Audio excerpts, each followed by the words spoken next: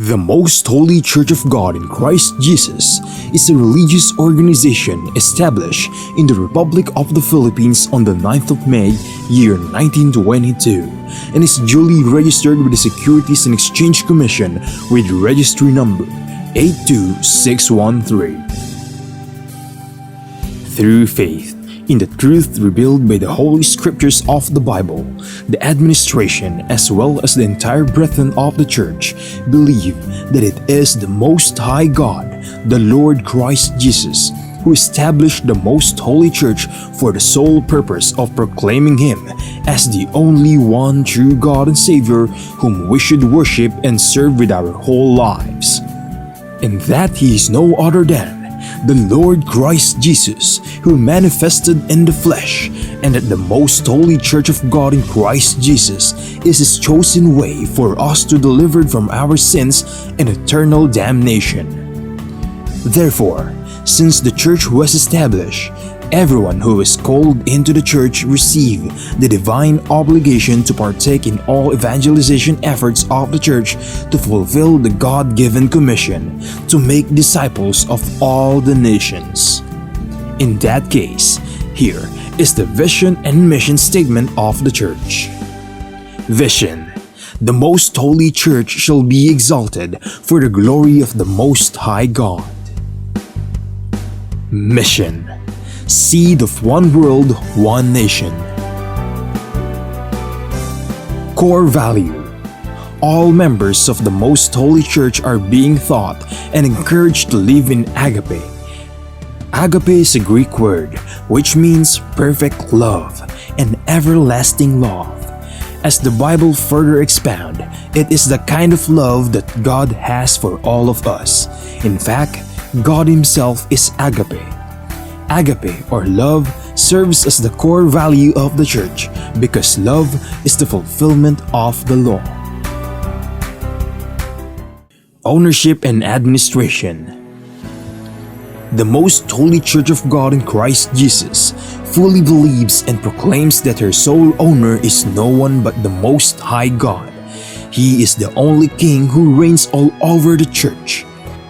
Everything the Church achieve and will achieve in the future are the works of God.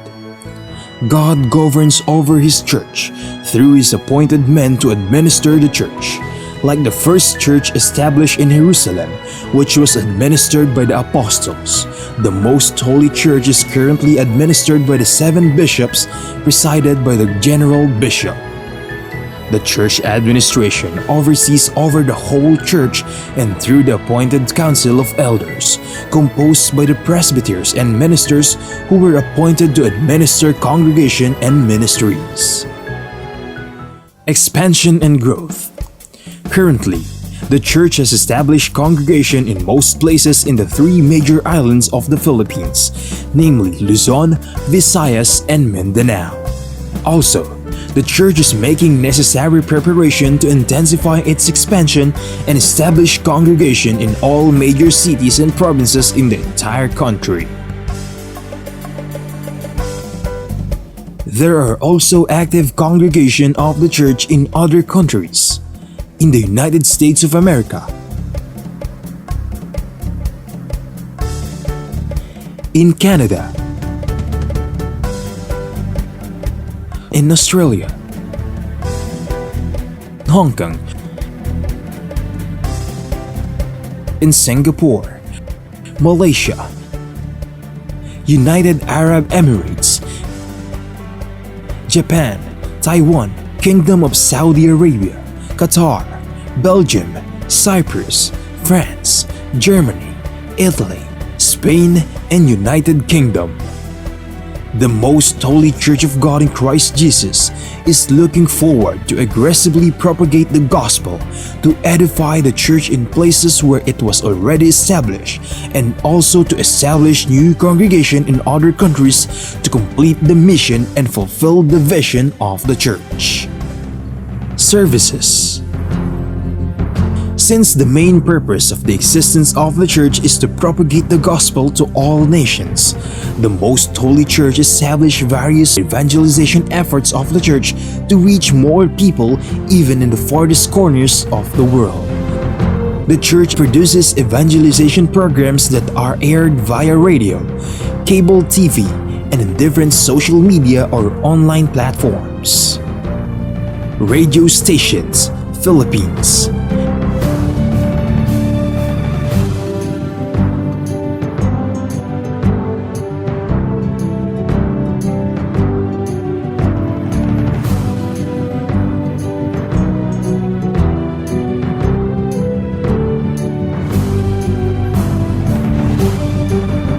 Cable TV channels.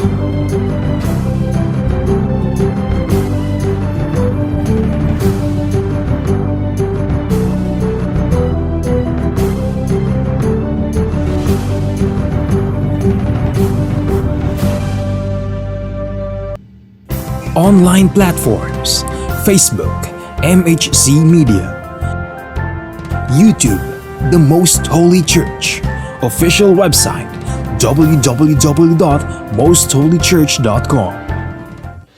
Charity. Aside from actively upholding evangelization efforts, the Most Holy Church is also active in charity works. Here are some of the ministries of the Most Holy Church established to serve both members and non-members of the church. Lingap Agape Ministry. The church established the Lingap Agape Ministry, which engages in community services like goods and charity donations, feeding programs, blood donations, and other services to cater church members and non-members who are in need. Damayang Kristiyano. On May 1, 2004, the church administration established the Damayang Kristiyano Ministry that aims to help the needs of the family of a deceased member of the Most Holy Church, especially in their burial expenses. Schools. Pristine Heritage Academy, formerly known as Pristine Learning and Tutorial Center. The Pristine Heritage Academy was established by the Most Holy Church in February of 2009. The school is open to all church members and non-members alike for the fulfillment of a part of the Most Holy Church community service. Mahanaim Evangelical Academy. The church administration aimed to give standardized education and training to church members who aspire to become missionary workers and ministers of the church. Thus, in 2018, the church administration established the Mahanaim Evangelical Academy that provides classroom lectures and on-the-job training so that aspirants to partake in the Lord's mission may be molded to become a proud messenger of God. The Mahanaim Evangelical Academy mainly holds its training in Gabay Center, the training facility of the Most Holy Church located at Barangay Sumalo, Municipality of Hermosa, Province of Bataan, Philippines. The Centennial Celebration of the Most Holy Church. The Most Holy Church of God in Christ Jesus recently celebrated its 100th anniversary on the evening of the first day of May 2022 at the Gabay Center, the newly built facility of the church situated at Barangay Sumalo, Municipality of Hermosa, in the province of Bataan, Philippines. On the morning of the same day, the church held the inauguration and dedication of the Gabay Center. The Gabay Center is a training facility of the church built through the favor of God and the collective efforts of the entire brethren from around the globe. From the proud members of the church, we are inviting you to join us and be a member of the Most Holy Church of God in Christ Jesus, so that we may share the ever-abounding favor of God towards His beloved children. Please take time to listen to the preaching of all the topics composing the lessons of spiritual salvation, so that we may share to you the teachings and doctrines of the Most Holy Church, which are purely based on the Bible that will lead us to our soul's salvation.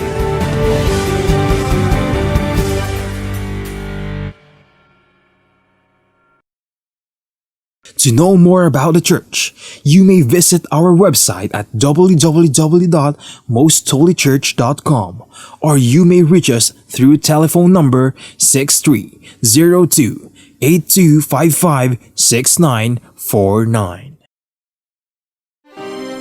Maraming tanong, maraming sagot. Maraming haka-haka at maraming mga katha. Nagsasalimbbayang mga paliwanag. Gaya ng hangin ng aral na nagdadala sa tao sa magkabi-kabilang paniniwala. Ngunit, isa lamang ang dapat matanghal. Ang sagot ng Biblia.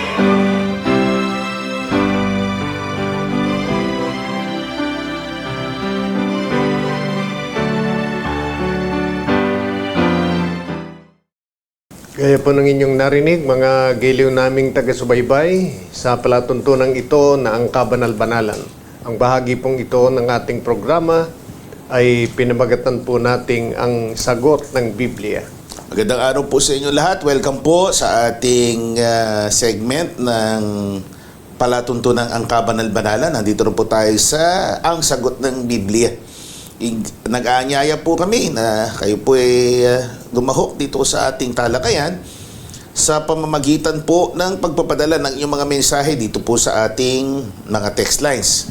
Nakapost po yan sa ating TV monitors. If you are now watching through our social media platforms,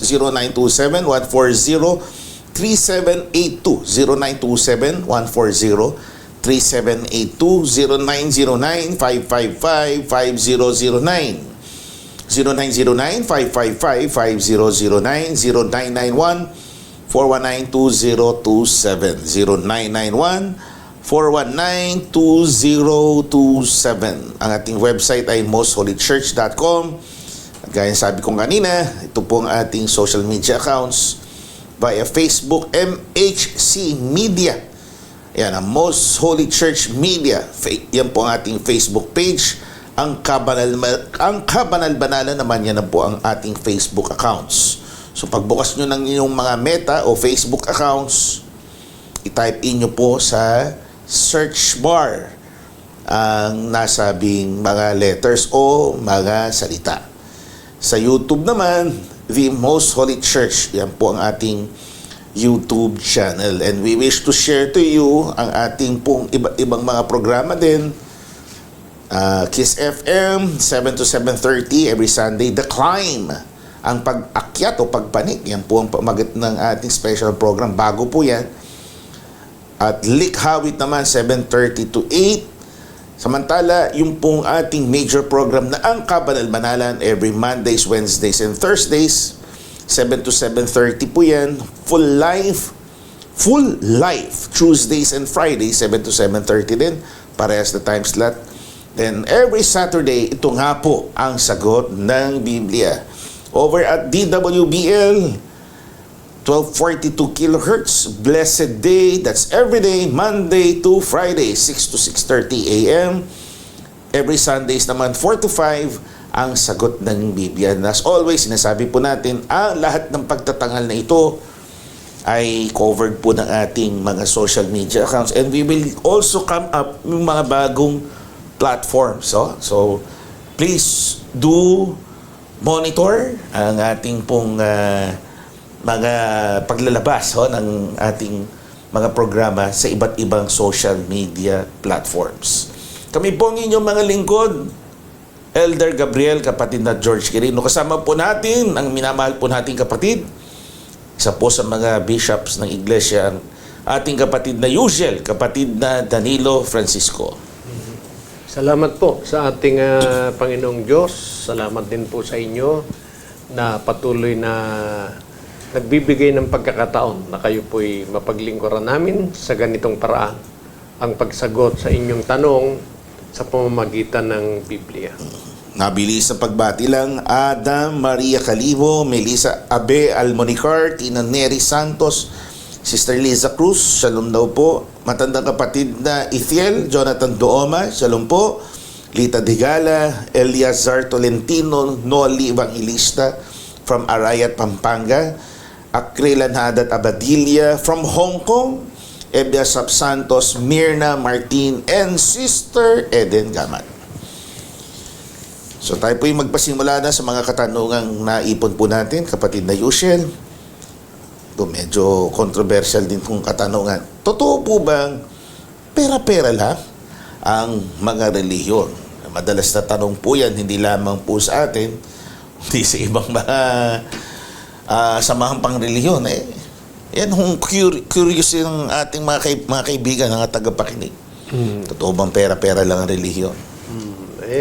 Meron ang ibig siguro sabihin diyan, totoo bang negosyo lang, ano? Opo. Meron po talagang mga nangangaral ng intensyon gawing negosyo yung tungkol sa ginagawa nilang pangangaral na ang gamit po ay ang Biblia. At yan mababasa naman natin sa Biblia. Kahit noon pa, sa panahon ng mga apostol, tiniyak po nila na merong ganyan. So ito po ang unang passage o verse for the day, pangalawang Pedro 2 at 3. Pakinggan po natin mga kaibigan. At sa kasakiman sa mga pakunwaring salita ay ipangangalakal kayo na ang hatol nga sa kanila mula ng una ay hindi nagluluwat at ang kanilang kapahamakan ay hindi magugupiling. Yan. Maliwanag po naman ang ating nabasa na meron talagang nangangalakal na ang ginagamit po ay ang Biblia o ang aral ng Diyos na kung iisipin po natin parang mabuti naman yung kanilang itinuturo pero masama ang intensyon. Ang talagang intensyon yun ang pagkunan ng kanilang mga pakinabang na ukol sa laman. Opo. Yan po pinahayag ni Apostol Pedro. Pag si San Pablo ang nagpahayag, ang paliwanag naman dyan, ang kanilang layunin para magkaroon ng laman yung kanilang tiyan. So, yung gamit niyan, yung approach ni Apostol Pablo, medyo diretso. Opo. Pakinabang talaga ng panglaman, profit. Hindi naman kaila sa atin po yan, mga kaibigan. Kaya, mababasa natin yun sa 16:18. 16:18 ng Roma. narito po mga kaibigan. So, sundan nyo po kami sa paglilingkod na ito ng mga talata ng Biblia. Sapagkat ang mga gayon, 16-18, ay hindi nagsisipaglingkod sa Kristong Panginoon, kundi sa kanilang sariling tiyan at sa pamamagitan ng kanilang mabuting pananalita at mainam na mga talumpati ay dinadaya ang mga puso ng mga walang malay. Di ba, kapatid ni Gabriel? Lalo po yan Doon nga ako sa ibang mga bansa, especially dyan sa Estados Unidos, kung maobserbahan nyo po, kapatid na Yusel. Opo. Ang tawag nga po nila prosperity gospel. Kitang-kita po naman natin. Hindi sa tayo humahatol, pero sa likod ng mga nangyayari niyan na they preach the gospel, mayroong mga nag-research, mayroong mga sumubaybay, may mga nag-imbestiga, pinopost nila sa YouTube kung ito hindi totoo, dising baka na-demanda na po yung mga yon, hindi na nila matutulan. Di ba? At na-expose po yung ilan o karamihan sa mga, kaya sila yung nagsipagtatag. Siguro may intention din sila magligtas, kaya lang it's more on profit, more sa pagninegosyo, mga kaibigan. Totoo po yan, hindi po natin tinatanggi ang pagre-reliyon, kahit ho yung hindi relihong pang Kristiyano, ginagamit po yan sa para kumita. Opo, maraming gumagawa niyan. Kahit dito sa ating bansa, at nakikita naman po natin yan.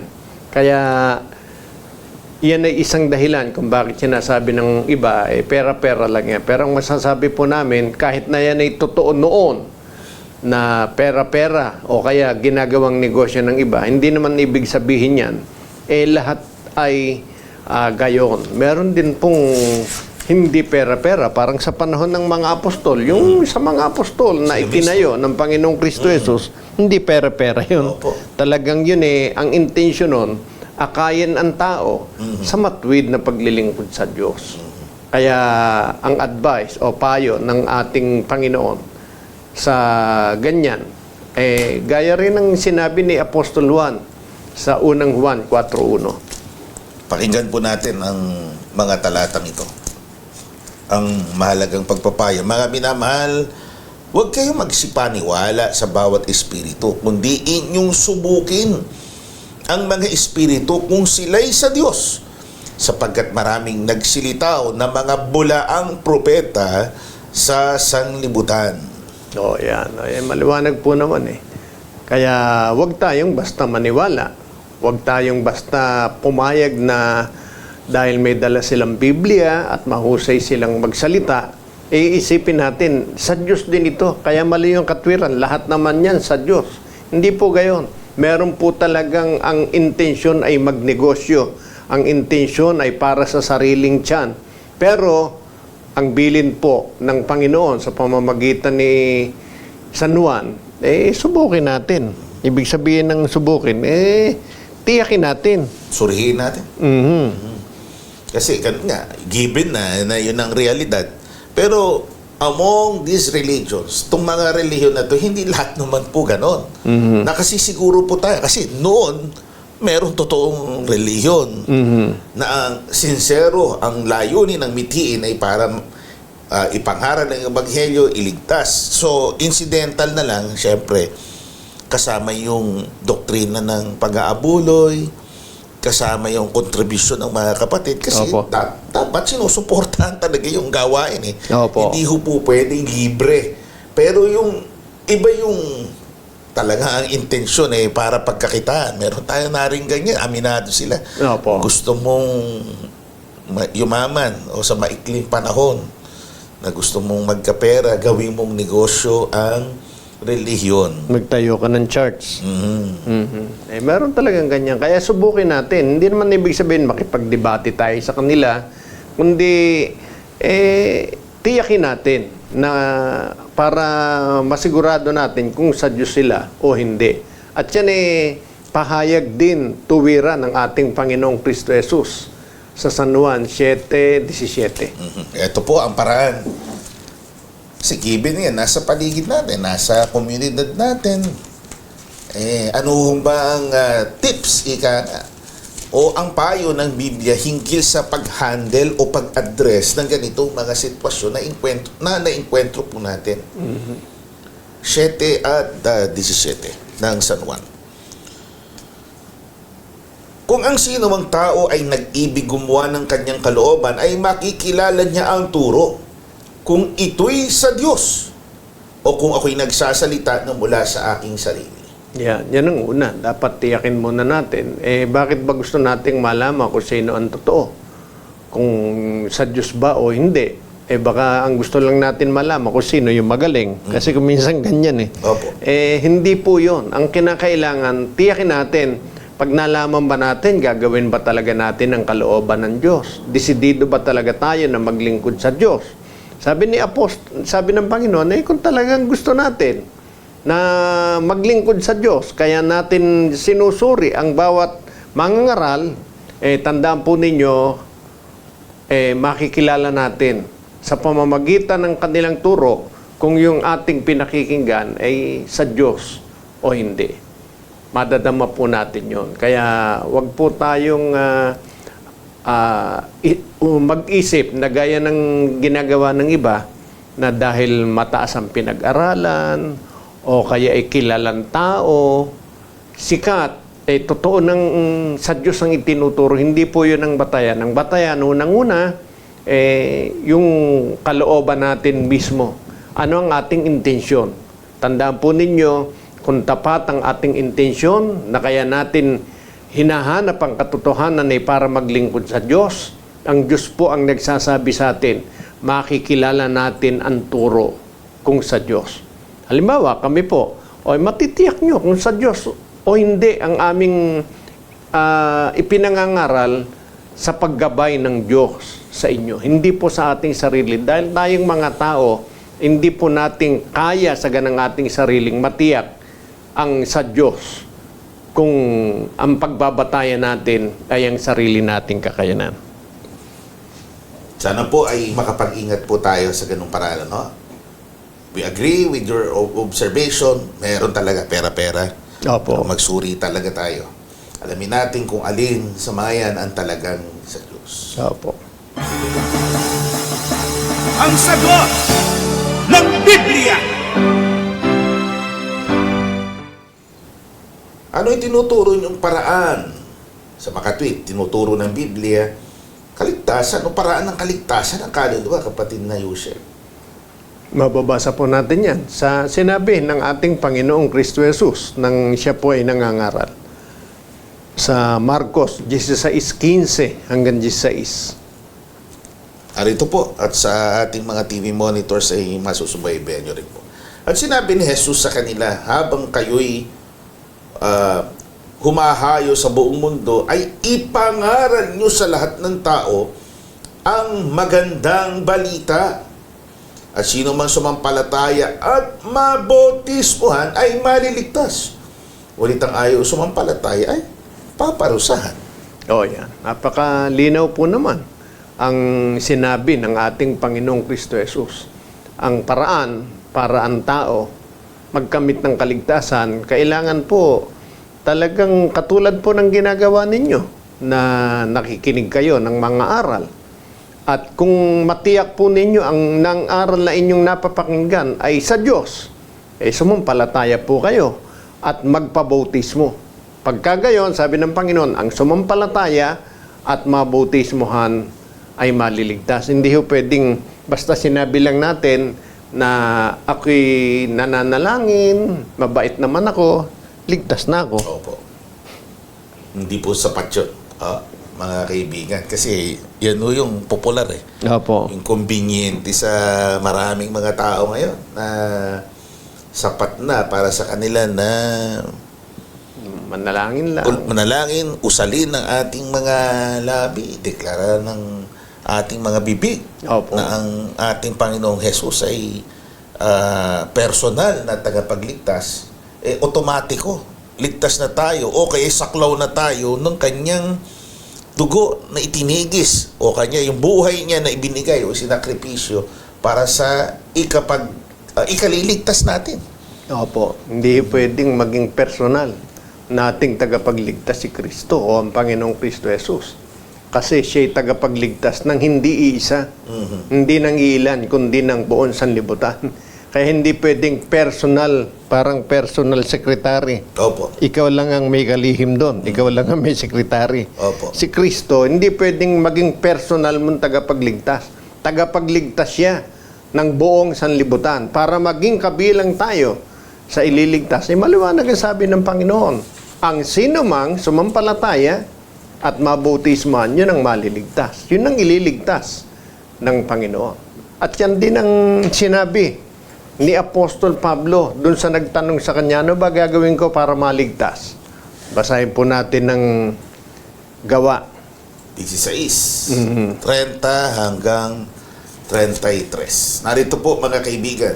Sabayan niyo po kami dito sa pagbasa sa ating mga TV monitors.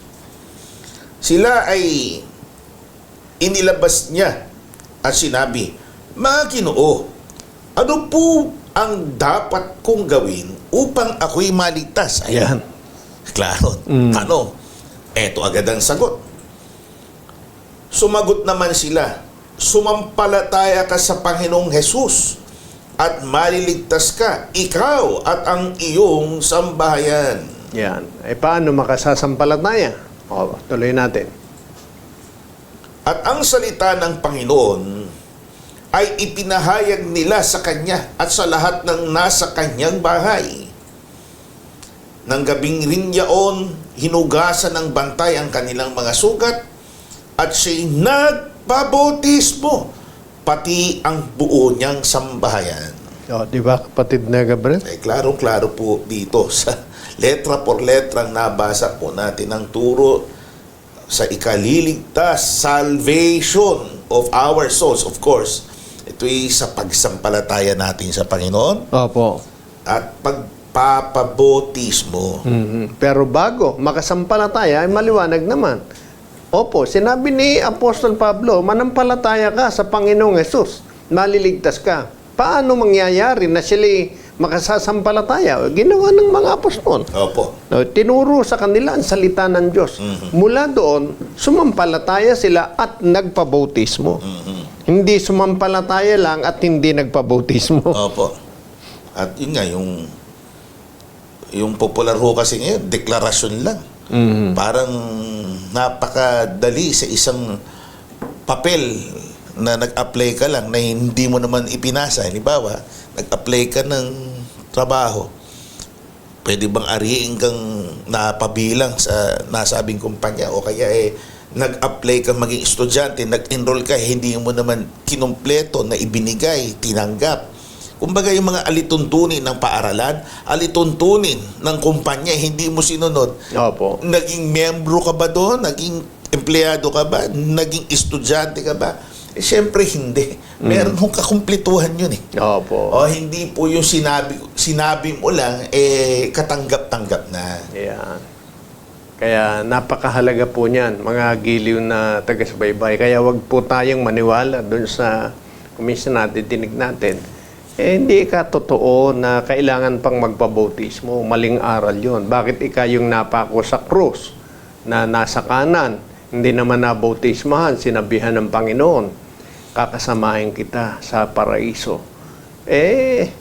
Yun po ay ibang kaso yun. Nakapako sa krus yun. Situational po yun. Katulad nung nakabilanggo, hindi naman, nung warden, Opo. hindi naman siya nakapako sa krus. Di ba? So, ang itinuro sa kanya, kailangang sumampalataya at magpabautismo. Wag nating iparis yung ating sarili dun sa nakapako sa krus. Yung nakapako sa krus, wala na talagang chance yun. Yun na yun. Opo. Tayo po naman, binibigyan ng Diyos ng pagkakataon na magawa kung ano yung mga dapat nating gawin na ayon sa kanyang itinuro, yun po ang ating sundin, makatitiyak tayo ng kaligtasan.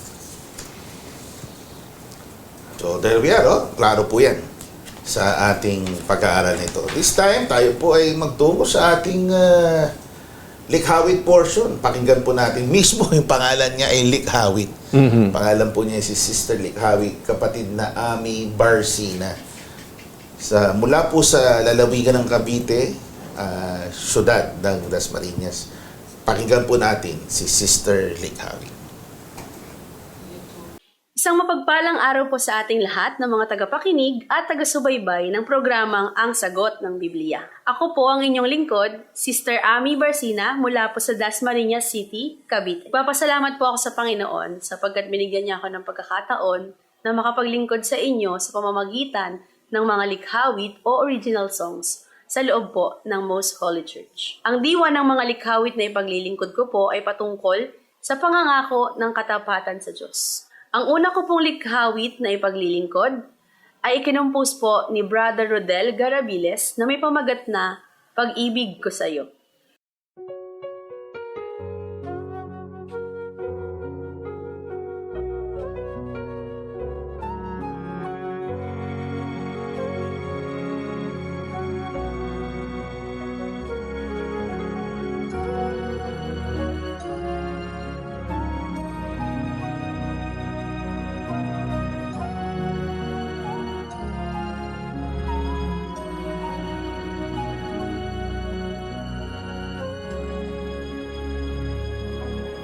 Ito ang pag-ibig ko sa'yo, buong kaluluwa, buong puso, buong pag-iisip, hindi magbabago. Una at higit pa sa buhay ko,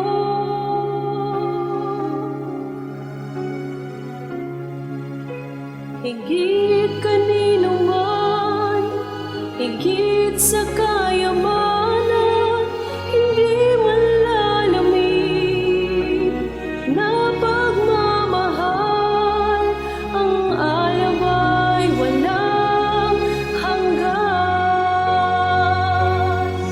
Ikaw lang ang iibigin, walang ititira para sa akin.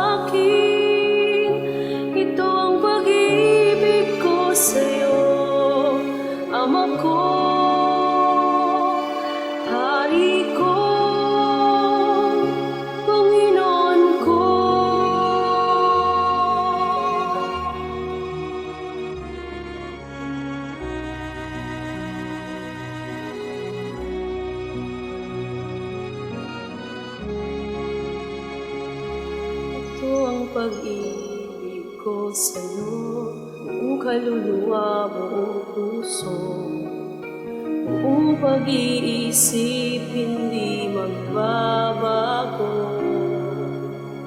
Una at higit pa sa buhay ko,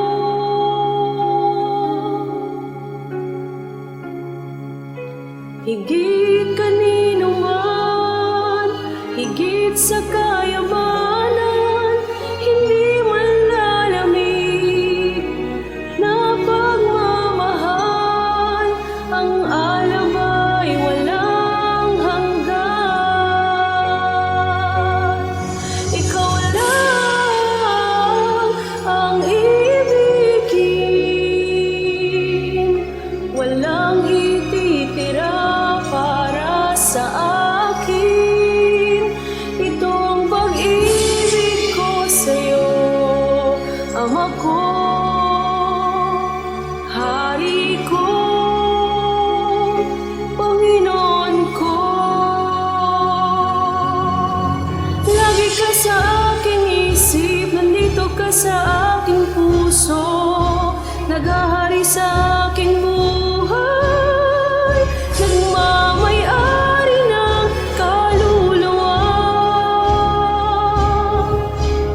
Lagi ka sa aking isip, nandito ka sa aking puso, naghahari sa aking buhay, nagmamay-ari ng kaluluwa.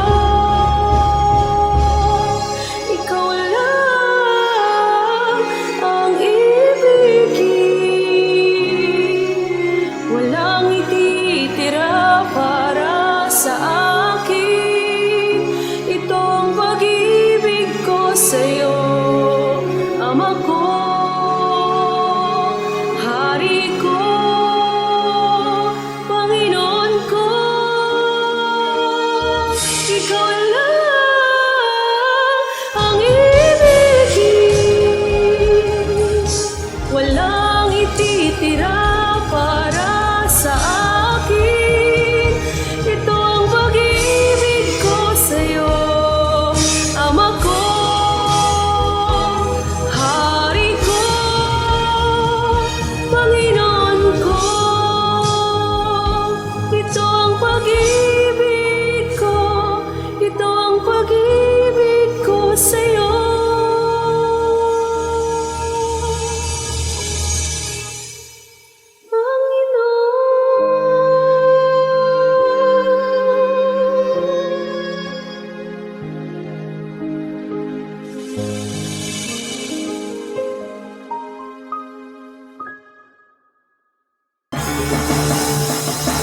Ang sagot ng Biblia. Sister, maraming salamat po sa inyong maghiting na paglilingkod. Patiin po natin mga taga Cagayan de Oro City, si Sister Asunta Bacarpa Balmosina, Christian Hordas, Vanji Abad Lozada from San Miguel, Bulacan, Ronaldo Revillo, Josephine Lim from Lapu-Lapu City, Cebu, Diana Torres, Erlinda Purigay from Calbayog City, Samar, Cristeta Gomez, Flo Zervin Perez, Rhea Laya Similiano, and Nizel Valentin, all the way from Pinukpok, Kalinga. Nandun sa malapit-lapit sa Benguet, di ba? Itong mga kapatid natin yun. Basta po kayo dyan, mga kapatid. Kasunod pong katanungan, kapatid na Yushel, karapatan ba ng tao ang magtayo ng kanyang iglesia? Pagaman maraming gumagawa niyan, nagtatayo ng kanyang sariling church. At marami pang naghahangad na makapagtayo din ng kani-kanyang mga church. Alam po ninyo, ang Panginoon ay nagtayo na ng church na doon niya tayo gustong pagsamasamahin. Pero pagka ninasa natin na magtayo ng ating sarili, masama po yun. Gaano po kasama? O mababasa natin yan sa Gawa Kapitulo 4, versikulo 11. Ito po, mga kaibigan. Siya ang bato na itinakwil ninyong mga nagtayo ng bahay na naging pangulo sa panulok. Yan. Ay, maliwanag po yan. Yung mga nagtayo ng bahay, ang tinutukoy po na bahay dyan, yan po yung mga church. Nagtayo ng bahay, hindi naman po pwedeng ang bahay na tinutukoy dyan yung katulad ng bahay nyo. Hindi yun, di ba? Bungalow. Oh, hindi yun yung bahay. Ang tinutukoy na bahay dyan, yung iba't ibang church. Yung mga tao na nagtayo ng kani-kanyang sariling church, maliwanag po. Siya ang bato. Ang Panginoong Kristo Jesus ang itinakwil ng mga gayon. Kaya malaking kasalanan yun. Opo. Pagtatakwil po sa Panginoong Kristo Jesus ang pagtatayo ng kani-kanyang sariling church ng mga tao. Labag po sa kalooban ng Diyos. Kaya hindi po karapatan ng tao, lalong hindi tungkulin ng tao na magtayo ng kanyang sariling church. Okay. Guys, wikang Banyagi, it defeats the purpose ng establishment na ang ang pundador kasi ang ating Panginoong Kristo Jesus ang establishment o pagkakatatag ng iglesia. Itinayo niya isang iglesia lang. Kaya nga sabi niya sa, if I may quote na lang, Matthew 16:18, itatayo ko ang aking iglesia. So, doon sa tanong na may karapatan ba, sa isang pagtingin, oo, sabi ng Biblia, pag nagtayo ka ng iba, tinatakwil mo si Kristo. Pero yung sabihin mo may kalayaan ka ba, yung halimbawa sa ilalim ng saligang batas ng Pilipinas, sa ilalim ng demokrasya ng Estados Unidos, sa iba't ibang mga bansa, meron silang tinatawag na garantiya ng kalayaan ng pagre-reliyon. Karapatan nila yun. Opo. Pero kung Biblia ang tatanungin po natin, hindi nga dapat iniisip Opo. na magtayo ng iba dahil may nakatayo na, may itinayo ng ating Panginoong Kristo Jesus. Isang tunay lang na iglesia yon. Hindi mo naman pwedeng sabihin o hindi rin naman maaari na nagtayo ka ng church at sasabihin mo ito'y kay Kristo rin. Opo. Meron ng sarili ang Panginoong Kristo Jesus. Opo. Hindi pwedeng magtatayo ka at sasabihin mo kay Kristo din yun. Self-serving yun. Opo. Hindi dapat na gayon nga ang pag-iisip. Oo. Kasi nga, ulitin po natin, yan ay kahalintulad ng tinatakwil natin yung ginawa ni Kristo. Meron na siyang ginawa bakit ka pa magtatayo ng sarili iyo kung may nakatayo na iglesyang ang Panginoong Kristo ay ang nagtatag. At pagka po ipinilit ng tao yun, may paliwanag si Apostol Pablo kung anong nahahayag pagka ang tao ay nagpilit na magtayo ng sariling kanya. Tingnan po ninyo ang paliwanag ni Apostol Pablo diyan. Sa liham niya sa mga kapatid sa Roma. Opo. 6:2-3. Sapagkat sila'y pinatotohanan ko na may pagmamalasakit sa Diyos, datapwat hindi ayon sa pagkakilala, sapagkat sa hindi nila pagkaalam ng katwiran ng Diyos at sa pagsusumakit na maitayo ang sariling kanila ay hindi sila napasakop sa katwiran ng Diyos. Pagtatakwil pa rin. Opo. Kahit sa anggulo nating tingnan, Opo. Kaya wag po tayong pumayag kung meron tayong plano na magtayo ng sarili nating church. Kahit na sabihin nating mabuti ang ating intensyon, hindi po yun ang katwiran ng Diyos. Ang gusto ng Diyos, doon sa kanyang itinayo, doon po magsama-sama ang lahat ng kanyang mga anak. Kasi ang gusto ng Diyos, tipunin tayo ng mga anak niya. Pero kung ang gagawin natin magtayo ng kani-kanyang church, masama po yan. Kaya dito sa Pilipinas, napakaraming church. Hindi pa kasama yung sa ibang mga bansa. Opo. Iba-iba. Pero may mga nagsasabi, lahat daw yan sa Diyos. Hindi po. Ang sa Diyos ay hindi itinayo ng sino man tao, kundi siya ang nagtayo ayon sa sinasabi ng kasulatan. Pag may nagtayong iba, hindi po pagpapasakop sa Diyos yun, salip pagtatakwil sa Panginoong Diyos. So sa halip na magtayo, ang sabi ng Panginoong Kristo Jesus, if I may quote na lang, Opo. hanapin natin. Opo. Sabi niya sa Mateo, Hanapin muna ninyo ang kanyang kaharian at katwiran. Hindi naman sinabing, magtayo kayo ng ibang iglesia. Sa akin din yan. Opo. Hanapin muna ninyo ang kanyang kaharian at katwiran. At ang bawat bagay at ang bagay, pawang idaragdag sa inyo.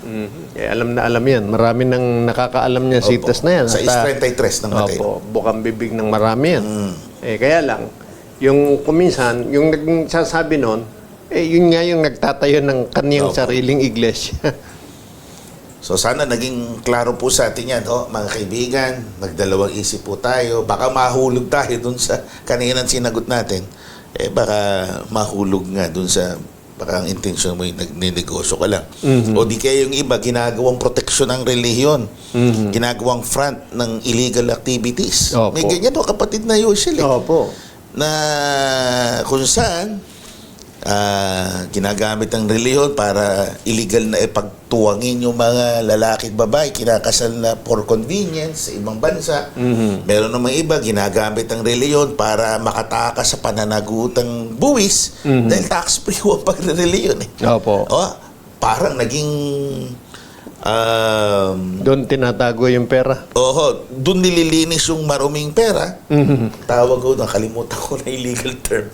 Money laundering, na kung saan doon nga nalilinis yung maruming pera o maruming salapi at marami pang iba. Yan mo talaga Kaya ang gobyerno nakabantay dyan sa mga ganyang mga sitwasyon. Hindi ho pwedeng ikatwiran. Pastor po ako, ministro po ako.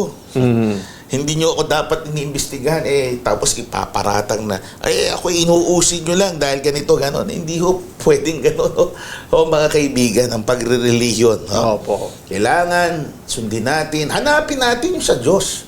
Huwag yung yun nga sabi ng Biblia para nagpapanggap lang.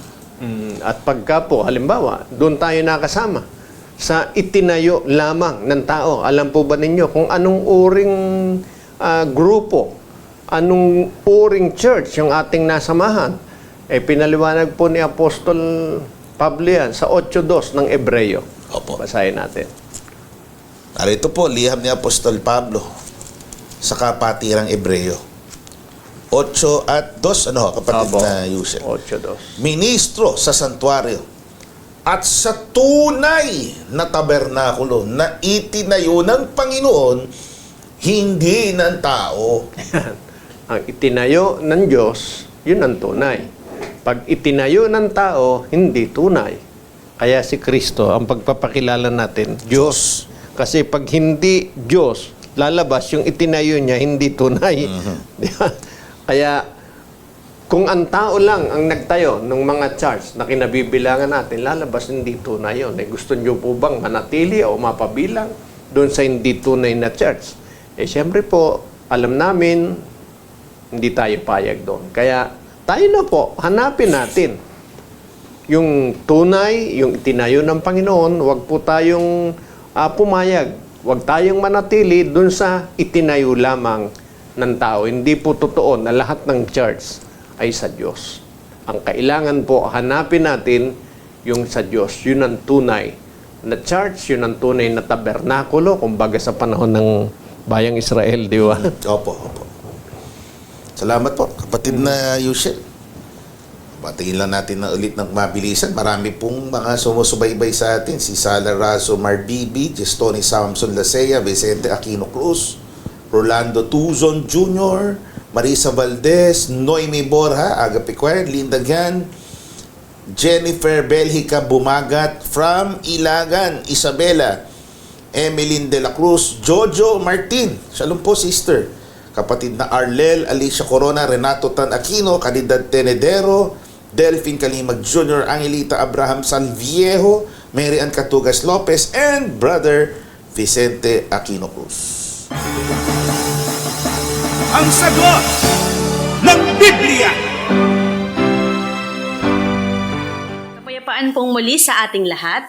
Tuloy-tuloy lang po tayo sa panonood ng programang Ang Sagot ng Biblia. Please like and share po para mas marami pa pong maabot ang ating pagtatanghal. Ang ating buhay, lakas, at mga tinatamasa natin, lahat ng ito ay galing sa ating Diyos. Sa diwa po ng aking awitin ay ini-encourage po tayo na magamit ang lahat ng mga ito upang paglingkuran siya. Pagkat ang paglilingkod sa Diyos ay katungkulan nating lahat at ito ang nais niyang magawa natin. Sa pagkasangkapan po kay Sister Danica Ana Tornato, tanggapin niyo po ako sa likhawit na may pamagat na Ang Nais Mo.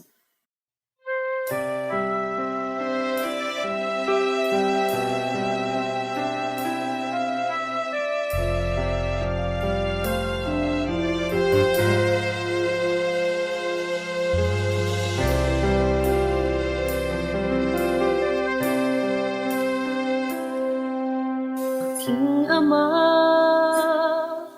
Ikaw ang may bigay ng aking buhay. Kasangkapanin mo ayon sa utos mo. Tatalima ako sa nais mo.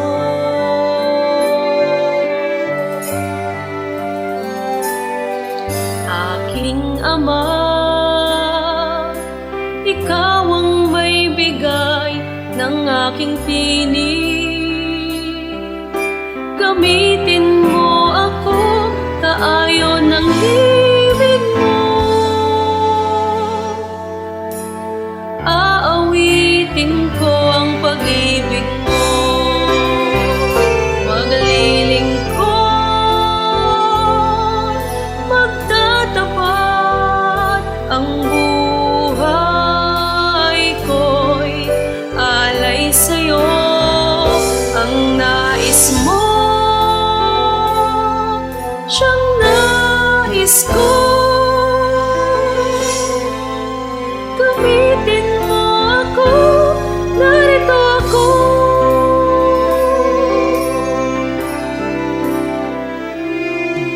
Aking Ama, ang buhay ko'y laan para sa iyo. Ihahayag ko ang kalooban mo. Ibabahagi ko ang agape mo.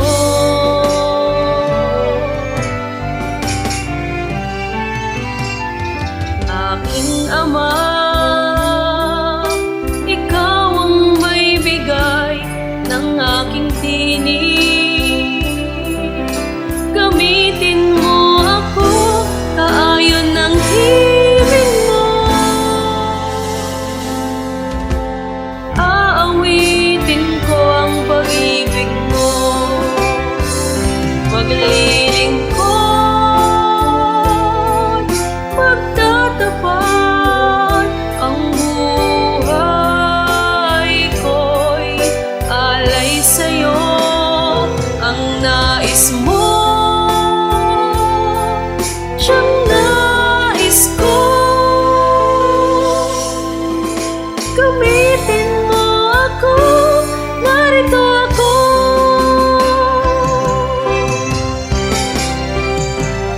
Maglilingkod, magtatapat ang buhay ko'y alay sa'yo. Ang nais mo, siyang nais ko. Gamitin mo ako, narito ako.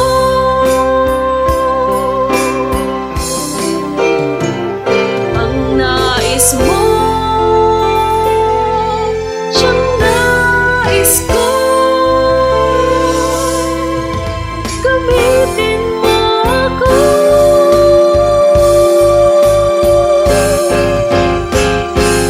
Narito ako.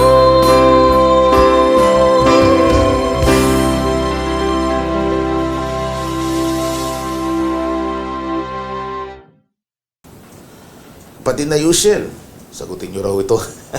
Contradiction po ba ang Roma 3 Gs at home 1:17? Pagka po Biblia, ang ating pagbabatayan, wala pong magkakakontra.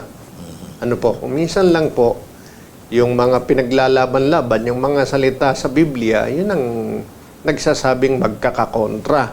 Katulad po niyan, Roma 3:10 at Job 1:1, hindi po magkakontra yan. Basahin po natin isa-isa. Opo. Narito po, Roma 3:10. Gaya ng nasusulat, walang matwid, wala kahit isa. Yan. Yeah. Yan ang nakasulat. Ang nagsalita po niyan si Apostol Pablo. Walang matwid kahit isa. Then, yung nasa Job 1:1, yung unang talata ng nasabing aklat. Dito po mga kaibigan, may isang lalaki sa lupain ng Uz na ang pangalan ay Job. At ang lalaking yaon ay sakdal at matwid at natatakot sa Diyos at humihiwalay sa kasamaan. Yan. Yun pong una na nabasa, si Apostol Pablo ang nagpahayag na walang matwid kahit isa. Yun naman ay totoo. Kasi lahat ng tao ay nagkasala. Bakit po si Job pinamagatang matwid? Kasi nga maliwanag po, humihiwalay sa kasamaan dun sa mga pagkakasala at lumalakad ayon sa katwiran ng Diyos. Kaya, yung kanyang paglakad ng ayon sa katwiran ng Diyos, yun ang naging dahilan para po siya ay tawaging matwid. Pero kung siya ay nanatili na gaya ng lahat o maraming tao sa mundo na lumalakad sa hindi tama, kabilang pa rin siya sa hindi matwid. Kaya hindi magkakontra ho yun. No? Opo. Yung si Job, kung babasahin natin ng buo yung aklat, ang ibig sabihin lang nun, nabubuhay siya sa katwiran. Kaya pinamagatan siyang matwid. Opo. Pero hindi ibig sabihin hindi na nagkakamali kasi magkokontra nga yun. Opo. Kasi sabi sa kasulatan, mamarapati nyo, kapatid na usual, yung nasa 3:23. Opo. Ito yung realidad tungkol sa tao. Tayo mga tao. Sapagkat ang lahat ay nangagkakasala nga at hindi na nakakaabot sa kalwalhatian ng Diyos. Yeah. Hindi talaga nakaabot. Lahat ng tao. Walang pwedeng makapagsabi na hindi nagkasala. Kaya kung yun ang pagbabatayan, gaya na sinabi ni Apostol Pablo sa versikulo 10, walang matwid na tao kahit isa. Pero pag ang tao lumakad sa katwiran ng Diyos, ayon sa kalooban ng Diyos at hindi nanatili sa pagsunod sa kanyang sariling gusto, siya po ay nabibilang na matwid ayon sa kalooban ng Diyos. Ang sagot ng Biblia. So sana naging maliwanag po yan sa ating mga kaibigan. Wala hong kontradiksyon. Kung merong apparent contradictions, tanong nyo po dito. Hanapin natin, suriin natin sa Biblia. Huwag ho tayong magkonklusyon na Magkakontra. confusing ho ang Biblia. Kasi yung mga nagsasabi na may contradiction sa perspektiba nila. Alam naman natin, nakikita natin ang motibo nila. Ganyan yun, parang politicians lang. Yung politics o politicians, para maipakilala sarili nila, ang ginagawa paninirang puri. The same is true in religion. We all know this. Nang iba, para itaguyod ang kanilang relihiyon, bibigyan nila ng duda yung relihiyon mo ngayon o yung basis ng faith mo, that is the Bible. Sila yun, diskarte nila yun. Nasa sa kanila po yun. Pero tayo dapat humarap din sa kanila. Dapat sila'y masagot. At ang sasagot din ng mga katanungan, yung aligasyon ng contradiction, Biblia din. Opo. Kasunod mong katanungan, kapatid na Yushel. Paano po ang tama o yung wastong pagsasauli ng ikapo sa panahong Kristiyano? Ang pagsasauli po ng ikapo noon at ngayon, pareho lang. Opo. Dahil hindi naman nababago yung utos na yan. At yan nakasulat sa Malakias 3:10. Dalhin ninyo ang buong ika-10 bahagi sa kamalig upang magkaroon ng pagkain sa aking bahay. Subukin niyo ako ngayon at sa bagay na ito, sabi ng Panginoon ng mga hukbo, kung hindi ko bubuksan sa inyo ang mga durunghawan sa langit o dungawan sa langit at ihuhulog ko sa inyo ang isang pagpapala na walang sapat na silid na kalalagyan. Oh, yan. Ay maliwanag po naman. Ang pagsasauli ng ikapo, kaya nga ikapo, buong ika-10 bahagi. Yun ang tama. Ngayon, pagka sinabi mong walang ikapo, ay walang ika-10 bahagi, hindi ikapo yun. Baka ika-9 lang o kaya Opo. ika-5 lang. Opo. Para masabing ikapo talaga, yung 10% talaga, yun ang tama. Ayon sa nakasulat, kaya nakasulat, buong ika-10 bahagi. Yan ay nanatili pong kautusan hanggang sa panahong Kristiyano. Binigyang diin po yan ng ating Panginoong Kristo Jesus sa Mateo 23:23. Saba ninyo, mga eskrib at mga pariseo, mga mapagpaimbabaw, sapagkat nakagbibigay kayo ng saika po ng yerbabuena at ng anis at ng komino at inyong pinababayang di ginagawa ang lalong mahalagang bagay ng kautusan na dili iba't ang katarungan at ang pagkahabag at ang pananampalataya. Datapwat, dapat sana ninyong gawin ang mga ito at huwag pabayang di gawin yaong iba. Oh, yan. Ay maliwanag naman. Ang nagpapahayag po dyan, ang ating Panginoong Kristo Jesus. Tinawag nga lang niyang paimbabaw yung mga parsyo, hindi po dahil sa pagsasauli ng ikapo, kundi nagsasauli kasi sila ng ikapo, meron silang pinababayaan. Pero kung ang iisipin, yung pagsasauli ng ikapo, sabi ng Panginoon, dapat nga ninyong ginagawa yan. Kaya lang, huwag niyong pabayaang di ginagawa yung iba. Yun ang dahilan. Kaya sila tinawag na paimbabaw, hindi dahil sa pagsasauli ng ikapo, kundi dahil dun sa pagpapabaya, dun sa katarungan, sa pag-ibig, sa pananampalataya, na pinababayaan nila yon pero nagsasauli sila ng ikapo. Kaya tinawag silang mapagpaimbabaw. Pero kung ang pag-uusapan, pag-iikapo, nananatiling utos. Lalo na po, pagbabasahin natin yan sa Magandang Balita, Biblia. Opo, yung tinutukoy po nating salin kanina. Narito po kapatid na Yushel, Mateo 23:23 nabanggit niyo pong salin. Kahabag-habag kayo, mga tagapagturo ng kautusan at mga pariseo, mga mapagkunwari, ibinibigay ninyo ang ika-10 bahagi ng naaanin ninyong yerbabuena, ruda, linga. Ngunit kinakaligtaan naman ninyong isagawa ang mas mahalagang turo ng kautusan, ang katarungan, ang pagkahabag at ang katapatan. Huwag ninyong kaligtaang gawin ang mga ito. Kahit na tamang gawin ninyo ang pagbibigay, ayun, no? Nandun din. Kahit na tamang gawin ninyo ang pagbibigay ng ika-10 bahagi ng ani. Yan. O, maliwanag naman. Kahit tamang gawin ninyo. Kaya yung turo na meron kayo nadidinig na hindi tamang mag-ikapo tayo ngayon. Sino may sabi nun? Ayan, sabi ng Biblia, tamang gawin yan. Huwag lang pabayaang di ginagawa yung iba. Yun ang dahilan. Kaya sabi niya sa mga pariseo, mga mapagpaimbabaw kayo kasi yung mas mahalaga, pinababayaan nyo. At yung argumento na iba, pinalipas na raw. Kasi ang pagpapalit daw ng saserdote, damay na rin daw yung pagpapalipas o damay din daw yung ikapo. Kaya ang tanong natin, kasama ho ba yun? Hindi naman kasama yung pag-iikapo sa pagpapalit ng saserdote. Manapa, bago pa umiral yung sinasabi nilang pagkasaserdote, meron ng pag-iikapo eh. Opo. Yung pagkasaserdote kasing tinutukoy ng iba sa kanilang argumento, yung pagkasaserdote ni Aaron. So nung lumipas na raw yun, nung hinalin-hina na ng pagkasaserdote ni Kristo, Opo. kasama na raw yun, damay na raw yun. Hindi nga kasama sa kautusan sa Aaronic priesthood.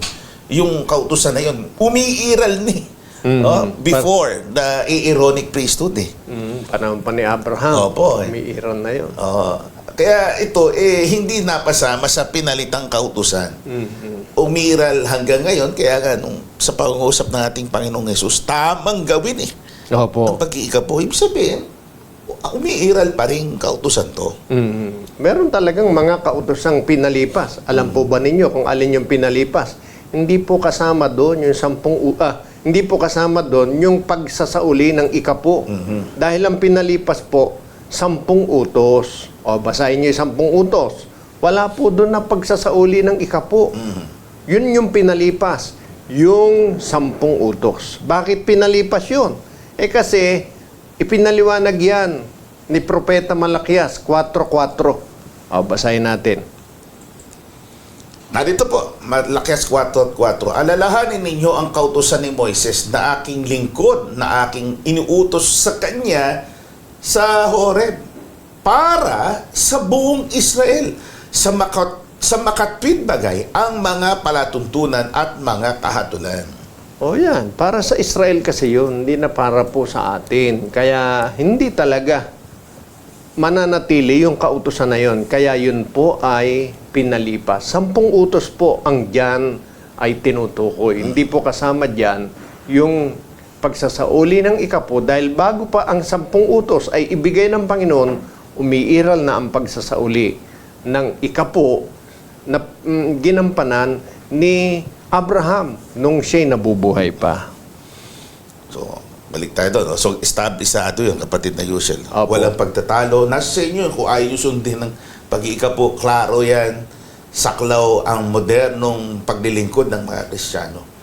So, gross, yung narinig natin kanina, wastong pagsasauli, ang pagkukwenta, halimbawa ng sweldo, yung gross na salary po natin, doon tayo magsisimula mag-ikapo. Yung iba kasi nagtatanong, paano kung negosyo? Syempre, ang sa negosyo, kung meron kang puhunan, hindi kasama sa kwenta. Opo. Kasi ang kukwentahan talaga, yung kinita mo. Kung ano yung naging profit ng yung ninegosyo. Opo. Doon ka ika-10 bahagi. Ng buo. Buong Ng buo. buo.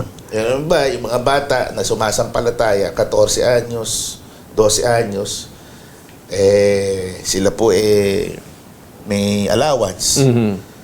Gusto nila mag-ikapo, wala akong pumipigil sa kanila. Opo. Kahit yun ay